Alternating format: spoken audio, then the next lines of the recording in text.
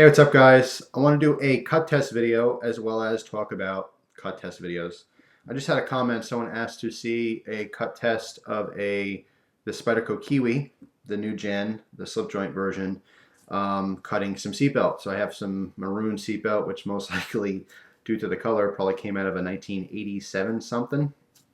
But anyway, so I'm going to cut this seatbelt and then we're going to talk about cut test videos. Now, it's hard for me to do cut tests on seatbelt on the camera because it's just me, and you kind of want stability. It's going to look a lot more impressive when you have, say, another person holding it very taut, so there's pressure on it. Okay, and obviously, if it's going to be wrapped around you, in a car situation, it's going to be taut if you ever actually need to cut it open, for emergencies. So I'm going to attempt to do this. I've done it in other videos, but it always looks like the blade's duller than it really is, because of the fact that it's floppy. Okay, you need an extremely sharp blade to just be able to just hold it, freehand like this, as opposed to being taut. But anyway, I'm going to attempt to do this. We'll try it. Well, you know what? I'll do the fold over method. That's probably the easiest way. So it is a shorter blade. You can see the blade just barely, the tip is barely poking out. You kind of see that against that black, if I move my head the right way, that black background. So it's going to take 2 swipes for this. But here's a little cut test.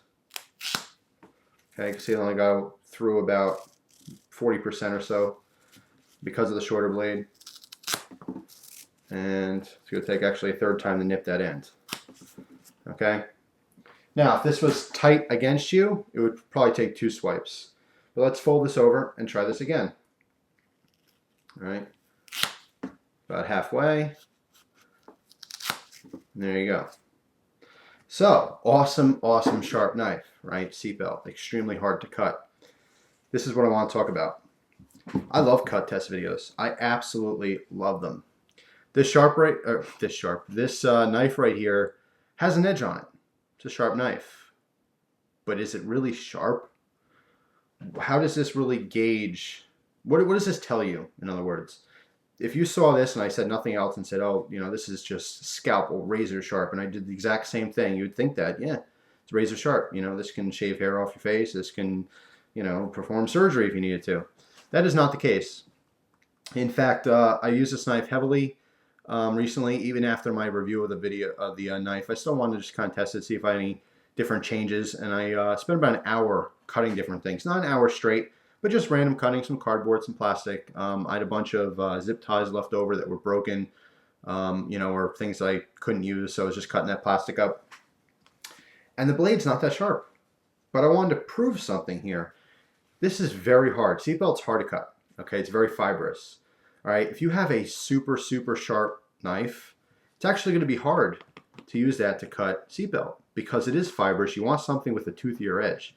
And this goes back to having different types of sharpness levels for different tasks.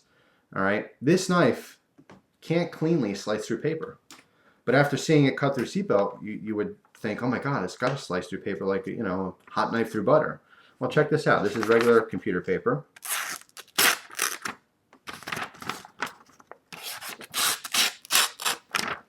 I don't know if you could tell, it's not completely tearing it, but it's definitely rough. All right.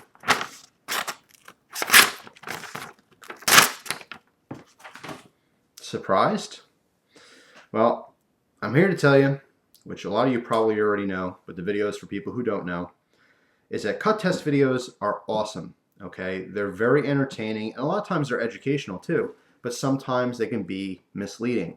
Like I said, if I left this as, you know what guys, I sharpened the heck out of this thing, took me 3 hours, and I cut the seatbelt, and you go, oh my God, that's awesome, Jeff did an awesome job. Well, not necessarily. This has a toothier edge, okay? This is not cleanly slicing through paper. However, that edge is more than fine to cut seatbelt, okay?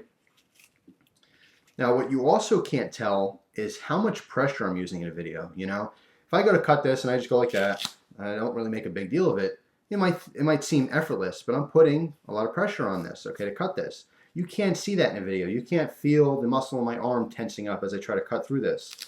As long as I don't go and make faces, you're not going to be able to tell. You kind of try to make it look effortless. You think, wow, that's great. Look how sharp that is. It's a nice clean cut. It's not, fraying up or anything like that.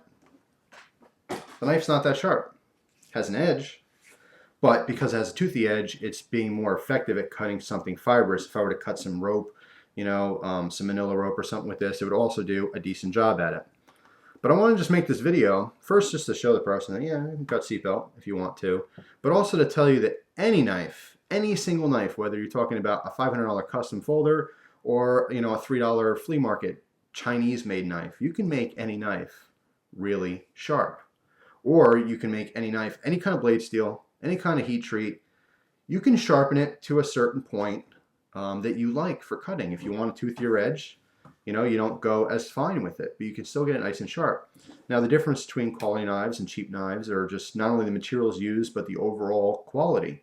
The blade steels have to be tempered properly, annealed. I mean, the whole process is just that. It's a process, okay? And heat treat on blade steel is the most important thing that gives you the end result. Now, you can take, like I said, a $3 flea market knife and get it razor sharp, but more than likely, because of the very poor quality steel and the poor handling of the steel, it will lose its edge almost immediately. Whereas a better quality steel, or even the same steel that's properly heat treated, will not. It will definitely perform longer. So this video is really just to tell you guys that don't always go by what you're seeing on a video, because videos can be deceiving sometimes. And not only that, another thing you may just subconsciously think is, if I show you this, take a Spyderco Kiwi and cut Seatbelt with it, you may think, oh my God, that's awesome. I'm gonna go get one right now because I want to cut Seatbelt. Just because my Spyderco Kiwi cut through Seatbelt doesn't mean yours will.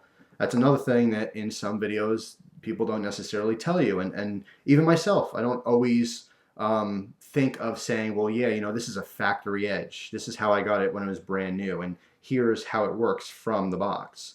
As opposed to, well, yeah, I use this a heck of a bunch, and guess what? I sharpened it better than it came brand new. So there's a lot of factors in knife reviews and stuff like that. I want to just bring this to your attention and make you aware to really think about what you're looking at.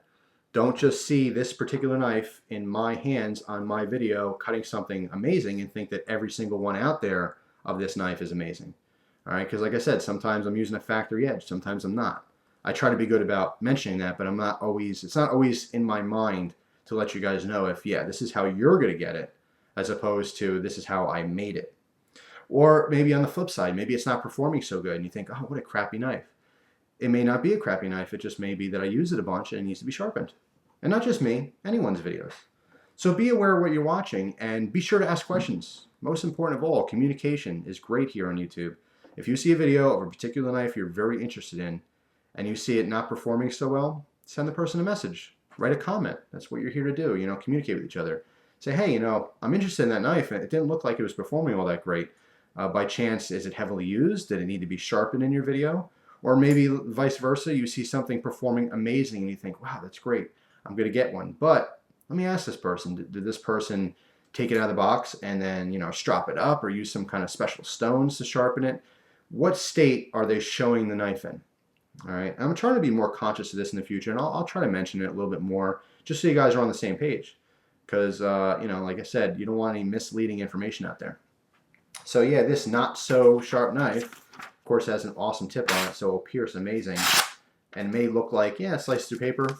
It's not doing a great job. It's very rough. You see all kinds of ripples here, some tears, some, you know, where the edge, maybe a little nick in the edge or something, grab the fibers of the paper, pulled it off. In a webcam quality video, that looks awesome. That looked like a perfect clean slice. That didn't, because it wasn't. But maybe that looked awesome. Sometimes it's deceiving. Not so awesome. However, it still will cut and look pretty good on film. So, beware. And by the way, again, this is being very hard to cut here and being a subjoint. Not something I would always recommend, but I still love this design because I feel like it's not going to fail on me and that it's not going to fold because my finger's there. So, anyway, just be wary of what you're watching. Just remember, I'm not saying that people have ill intentions on videos or are trying to deceive you, but most of the time when people are making videos, it's hard to gauge every aspect of what people are watching, like every thought they may have. And I'm guilty of it myself. Like I said, maybe not announcing in a review that, hey, I'm cutting this paper to show you how this is working, but I made it better than it was out of the box. Or, hey, it's not doing so great because of the fact that I've been using it. So you may get it sharper when you buy it brand new from someone. So just be aware of it. That's all. Still a fantastic knife. By the way, I am trading this knife along with my carbon fiber Spyderco Sage, as well as the carbon fiber Chive. All three of those knives for something very special, which is coming from the Great North. I don't know why I went like that. I'm not hitchhiking. The Great North is that way. That's north from where I am right now, anyway. So yeah, it's gonna be very interesting. It is a fixed blade, which I don't show a lot of, but it's a very exciting one I have never owned before, and it's going to be a doozy. So stay tuned for that. Plenty of knife videos to come. Just want to do this video, and I mean, like I said, the person commented and wanted to see this specific knife cutting seatbelt, which I did in the video. But as I was doing the, thinking about how I'm going to present this video, I thought, you know what, I really want to talk about misleading videos, because there's a lot of them out there. Not on purpose, it just happens. You happen to watch a video and different people watch for different reasons and they get different things out of the video as far as information. Alright guys, hope you enjoy the rest of your day. Take it easy.